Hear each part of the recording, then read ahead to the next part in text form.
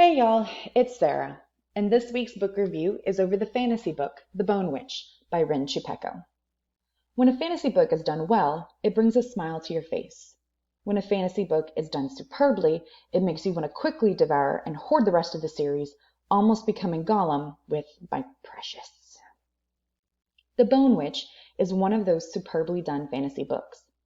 Done from a unique dual perspective, one in the future from the viewpoint of an unnamed bard, and one in the past, the beginning of our story, from the perspective of the main character, Taya Favali. In this world, people wear what is called a heart glass around their neck that is filled in with color on their 13th year, portraying for all to see if they are normal or if they have some inclination towards magic.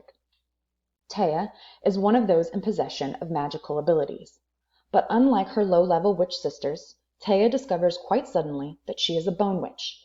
And by suddenly, I mean a 12-year-old Taya raises her brother from the grave during his funeral. Bone witches, or Dark Asha, are not a well-loved witch.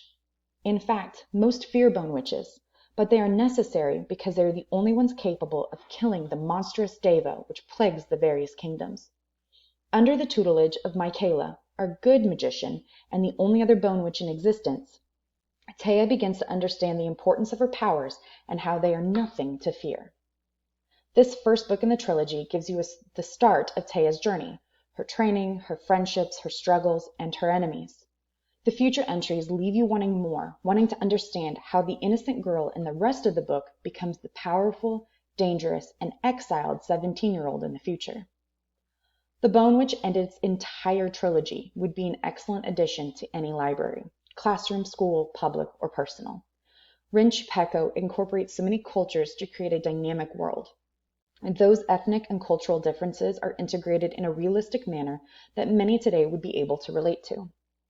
My own personal warning for this book: it is slower than the rest of the trilogy.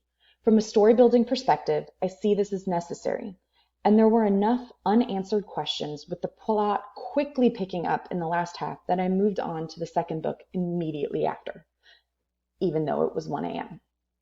I hope you all enjoyed this. I'll talk to you next time.